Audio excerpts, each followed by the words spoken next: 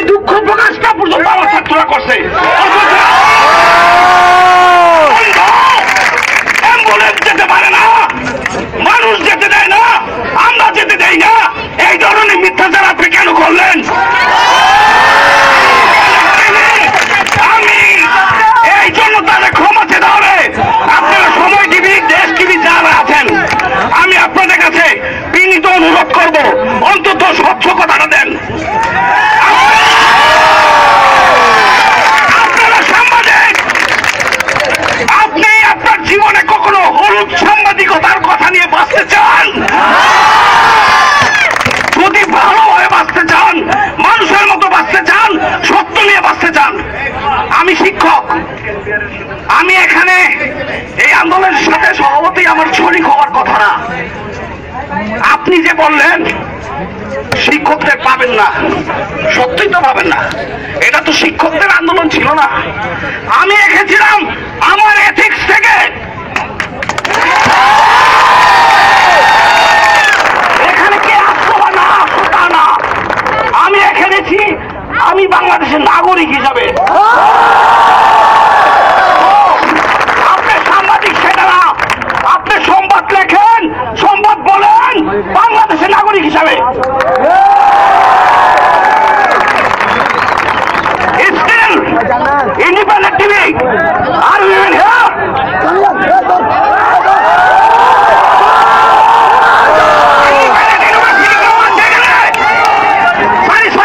বিশ্ববিদ্যালয় বলে ফেলেছে, শিক্ষক মানুষ তো টিভি, বিশ্ববিদ্যালয় তো 2 নাম্বারই করে না। ওকে, না থাকলে তো বললাম।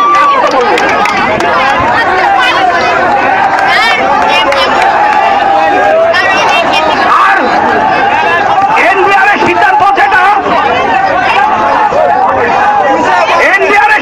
যেটা, সেটা তারা বলেছে এই ভ্যাটটা তোমাদের দিতে হবে না, এই ভ্যাটটা তোমাদের দিতে হবে না। তবে আজকে যে এই জয়টা কিন্তু এখানেই শেষ না। ওকে, এই যে ইউনিটি, এই ইউনিটিটাই সবচেয়ে বড়। Thank you.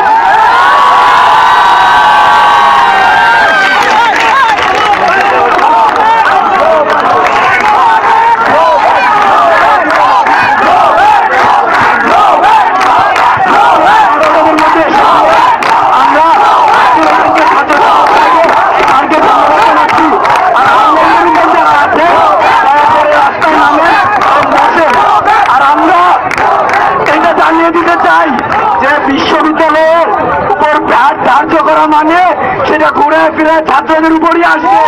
তাই আমরা এনবিআর এই সিদ্ধান্তকে প্রত্যাখ্যান করছি। বিশ্ববিদ্যালয় ড্যাফোডিল সহ সকল বিশ্ববিদ্যালয় এনবিআর এই সিদ্ধান্তকে প্রত্যাখ্যান করেছে। আমরা বলতে চাই, ভ্যাট ছাত্রদের উপর থেকে সরিয়ে বিশ্ববিদ্যালয়ের উপর দিলেই সেটা আসলে ভ্যাট বাতিল হয়ে যায় না। আমরা ভ্যাট সম্পূর্ণভাবে বাতিলের দাবি জানাচ্ছি। এবং আমাদের শিক্ষকদের নামে মিডিয়া থেকে যে বদনাম করা হচ্ছে, আমরা সেই জন্য মিডিয়াকে ধিক্কার জানাচ্ছি। আপনাদেরকে অনুরোধ জানাচ্ছি, আপনারা দয়া করে আইল্যান্ড থেকে বসে পড়েন।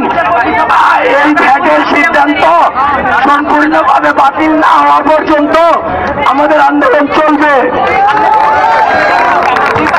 আন্দোলনকে দ্বিধাগ্রস্ত করার জন্যই সরকার থেকে এই ধরনের একটা কুটচাল চালা হয়েছে। আসলে এইটা শুভঙ্করের ফাঁকি আছে এর মধ্যে একটা, কারণ বিশ্ববিদ্যালয়ের উপর ভ্যাট ধার্য করা হয়েছে।